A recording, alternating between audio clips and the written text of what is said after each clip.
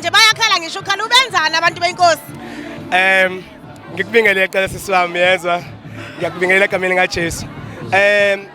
Akushintshanga ukuthi uJumbo umuntu kaThixo. So into ekumina ngaphakathi yabasindisa abantu abaningi. So uJesu kimi uyayisebenzela yena. So mangivula umlomo abantu bayamuzwa. That is why bekwazi babeze kumina nenyembezi zabo because lento ekumina ngaphakathi uNkulunkulu ayiphathise mina. Noma ngathi ngiyayifihla mina iyayivelela. Uthando nje labantu futhi siyalibonga kakhulu.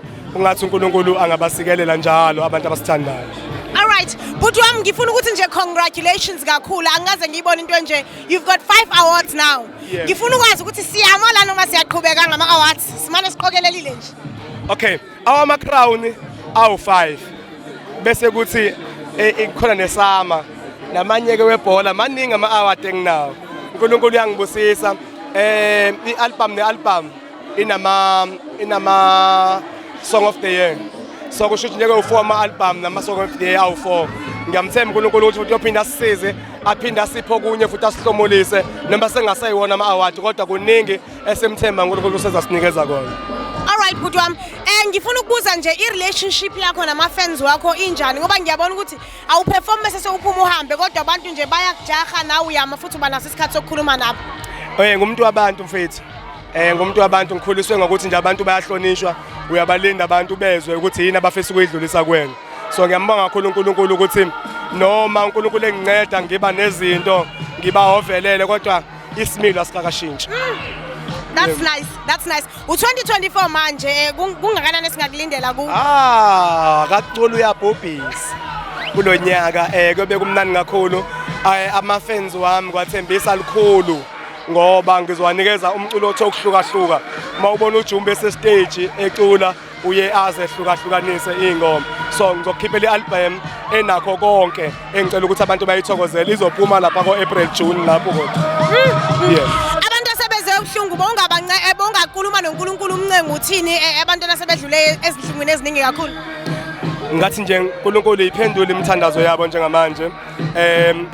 Bathule manje abebekade besindwa. Bathwalele manje imithwalo yabo. Basize bakhule badlondlobale abonile baxolele izono zabo. Abafisa ithuba balithole manje.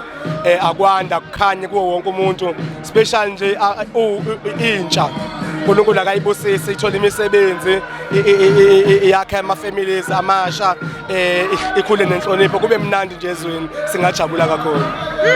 Buthi wami waze wathobeka siyabonga kakhulu izingokulo alivumela ukuthi uthobeke kangaka kodwa nje siyafisa ukuthi kusho siyiDream TV ukuthi nje ungashintshi indlela yoyona noma uNkulunkulu angamane ekukhuphulile kodwa nje hlala ulo Jumbo esimbonayo esimaziyo. Siyabonga kakhulu ngokuthatha isikhathi sakho usondele ukuthi uzokhuluma nathi. Ngiyabonga kakhulu kungathi ke iTV yakithi ingakhula iDream TV angathi ingakhula uNkulunkulu ayibeke phezulu ngendlela abafisa ngayo badlondlobale baze babe nestage endaweni eziningi uNkulunkulu akathela umusa kulondawo nezifiso zethu iziphumelele.